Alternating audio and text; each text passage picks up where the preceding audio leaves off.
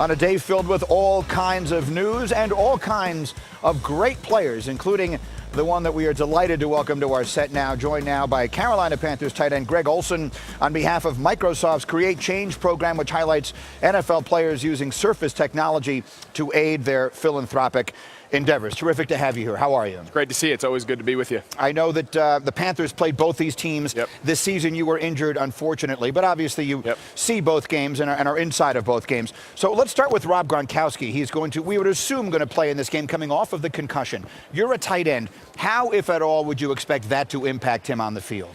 I'll tell you, having the 2 weeks, I think, plays a big part. I don't know after seeing that hit and maybe seeing how things went during the course of last week, if he would have been ready to play on a 1 week kind of basis. But I think with the 2 weeks, I think he'll be fine. I think he'll be out there. Obviously, this is, the game of the year. But, he plays with such a reckless abandon. That's kind of what makes him so special, his size, his aggressiveness. But I think once he gets out there and kind of gets hit that first time and feels fine, I don't imagine it's going to have much of an impact on him. Now, when you're on the field against them, you're focused on their defense. So what would be the one single most important thing to take care of when you're going up against a New England defense? I'll tell you, they do a great job taking away what you do best. So I think with them, if you're Philly, they're going to try to take away the run game and they're going to try to make Foles beat them. I think one thing that Patricia and Belichick have always hung their hat on is we're not going to let what you do best beat us.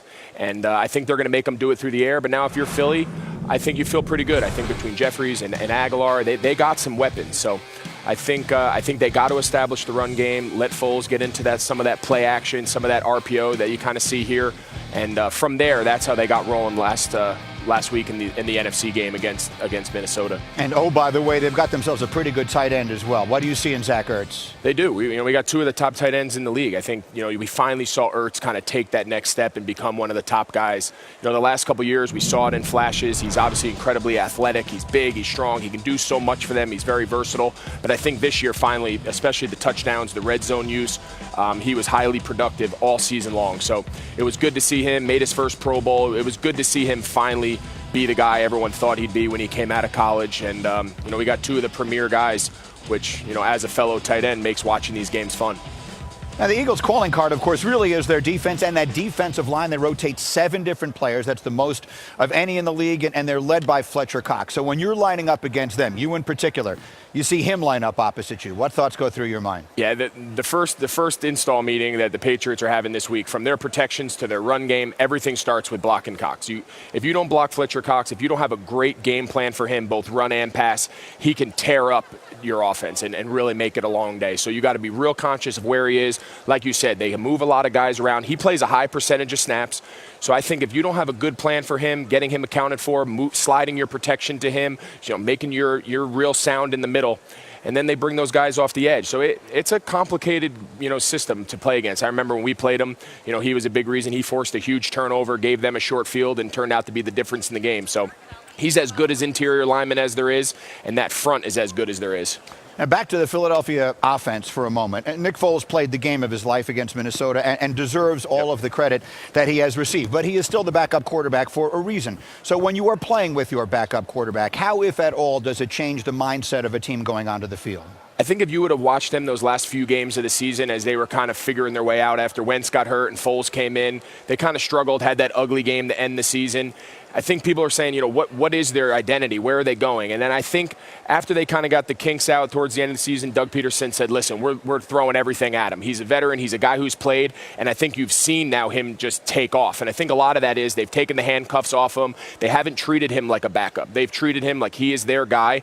And he's proved that he can be their guy. And he played as well as anyone could have imagined last week against Minnesota. And if he plays like that, and offensively they bottle what they did against one of the top defenses in the league, and they do it again against New England, I think they're going to be a tough out.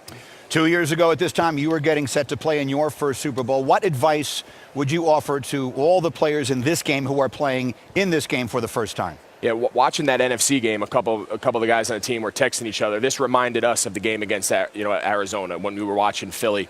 Offensively, they were rolling. Defensively, creating turnovers, rolling. You got to hope you can carry that momentum over for 2 weeks. We unfortunately peaked 2 weeks early that year. We were playing as good a ball as we were through the playoffs, and then came out and really played poorly against Denver in the Super Bowl. So it's unlike any 2 weeks of the season. It's unlike any 2 weeks of your career. And people tell you that all you want, but until you experience it, it's really hard to kind of process that. But you got to do the best you can to make it normal. Go into pregame, handle the long half times, all the things people talk about. Those factors are real. Greg Olsen's just getting warmed up. You will see him this Sunday on NFL Countdown, getting you set for the Super Bowl, starting 10 o'clock Eastern Time on ESPN. Great to see you. Great to see you. Thanks for having me. We got a lot left to do here in Minneapolis as SportsCenter's coverage of Super Bowl 52 rolls on in just a moment.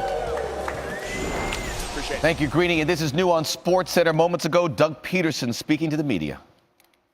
You have to be.